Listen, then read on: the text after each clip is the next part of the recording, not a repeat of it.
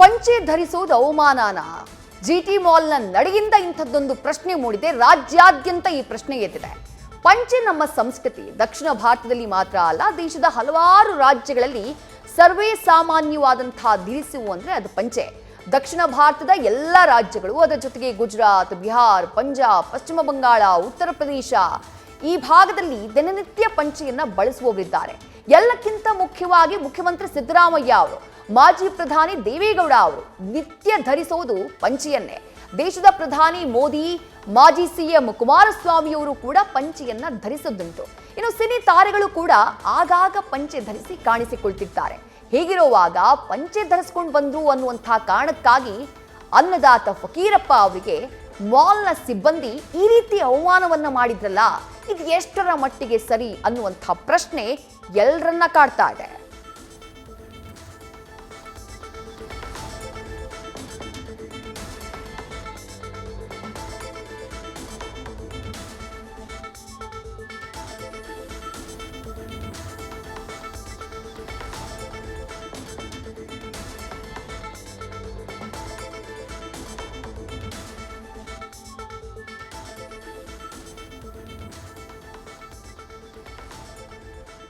ಪಂಚೆಯನ್ನ ಕರ್ನಾಟಕದಲ್ಲಿ ಮಾತ್ರ ಅಲ್ಲ, ಅಥವಾ ದಕ್ಷಿಣ ಭಾರತದಲ್ಲಿ ಮಾತ್ರ ಅಲ್ಲ, ಉತ್ತರ ಭಾರತದ ಹಲವು ರಾಜ್ಯಗಳಲ್ಲೂ ಕೂಡ ಪಂಚೆಯನ್ನ ಧರಿಸುವಂತಹ ಪದ್ಧತಿ ಇದೆ. ಅಂದ್ರೆ ಪ್ರತಿನಿತ್ಯ ಪಂಚೆಯನ್ನ ಧರಿಸುವುದು ಅವರ ಜೀವನ ಶೈಲಿಯಲ್ಲೇ ಇದೆ.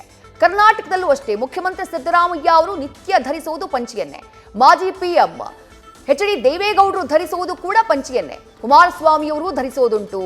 ಪ್ರಧಾನಿ ನರೇಂದ್ರ ಮೋದಿಯವರು ಕೂಡ ದಕ್ಷಿಣ ಭಾರತದ ದೇಗುಲಗಳಿಗೆ ಭೇಟಿಯನ್ನ ಕೊಟ್ಟಂತಹ ಸಂದರ್ಭದಲ್ಲಿ ಪಂಚೆಯಲ್ಲಿ ಕಾಣಿಸಿದ್ದುಂಟು. ಎಷ್ಟೋ ಸಿನಿ ತಾರೆಯರು, ಅದರಲ್ಲೂ ಕನ್ನಡದ ರಿಷಬ್ ಶೆಟ್ಟಿ ಪಂಚೆಗೆ ಬ್ರ್ಯಾಂಡ್ ಅಂಬಾಸಿಡರ್ ಆಗಿರುವಂತಹ ರೀತಿಯಲ್ಲಿ ಪಂಚೆಯಲ್ಲಿ ಅವರು ಕಾಣಿಸಿಕೊಳ್ತಾರೆ, ಆಗಾಗ್ಗೆ ಕಾಣಿಸಿಕೊಳ್ತಾರೆ. ಪಂಚೆ ನಮ್ಮ ಸಂಸ್ಕೃತಿ, ಪಂಚೆ ನಮ್ಮ ಹೆಮ್ಮೆ. ಅಂತಹ ಪಂಚೆಯನ್ನ ಹಾಕೊಂಡು ಬಂದಂತಹ ಓರ್ವ ಹಳ್ಳಿಯಿಂದ ಬಂದಂತಹ ಒಬ್ಬ ರೈತ, ಆ ರೈತನಿಗಾದಂತಹ ಅವಮಾನ ಸದ್ಯ ಎಲ್ಲೆಡೆ ಆಕ್ರೋಶಕ್ಕೆ ಕಾರಣವಾಗಿದೆ.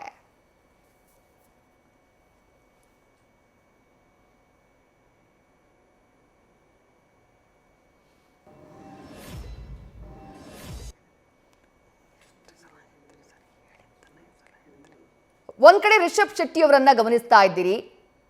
ಇತ್ತೀಚೆಗಂತೂ ಅವರು ಸಾಮಾನ್ಯವಾಗಿ ಪಂಚೆನಲ್ಲೇ ಕಾಣಿಸಿಕೊಳ್ತಾರೆ. ಮತ್ತೊಂದು ಕಡೆ ನಟ ಸೂರ್ಯ, ತಮಿಳು ನಟ ಸೂರ್ಯ ಅವರನ್ನ ಗಮನಿಸ್ತಾ ಇದ್ದೀರಿ. ಇತ್ತೀಚೆಗೆ ಅಂಬಾನಿ ಮಗನ ಮದುವೆ ಕಾರ್ಯಕ್ರಮಕ್ಕೆ ಅವ್ರು ಹೋಗಿದ್ರು. ಆ ಮದುವೆ ಕಾರ್ಯಕ್ರಮಕ್ಕೆ ಹೋದಂತಹ ಸಂದರ್ಭದಲ್ಲೂ ಅವರು ಕಾಣಿಸಿಕೊಂಡಿದ್ದು ನಮ್ಮ ಸಾಂಪ್ರದಾಯಿಕ ಶೈಲಿಯಾಗಿರುವಂತಹ ಅದೇ ಪಂಚೆಯಲ್ಲ ಅವರು ಕಾಣಿಸಿಕೊಂಡಿದ್ರು. ಪಂಚೆ ನಮ್ಮ ಸಂಸ್ಕೃತಿಯಲ್ಲೇ ಅಡಕವಾಗಿದೆ, ನಮ್ಮ ಜೀವನ ಶೈಲಿಯಲ್ಲೇ ಅಡಕವಾಗ್ಬಿಟ್ಟಿದೆ. ಅಂಥ ಪಂಚೆಗಾದಂಥ ಅವಮಾನ ಆಕ್ರೋಶಕ್ಕೆ ಕಾರಣವಾಗ್ತಾ ಇದೆ. ನ್ಯೂಸ್ ಫಸ್ಟ್ ನಿರ್ಭೀತಿಯಿಂದ ನಿಮ್ಮ ಪರವಾಗಿ.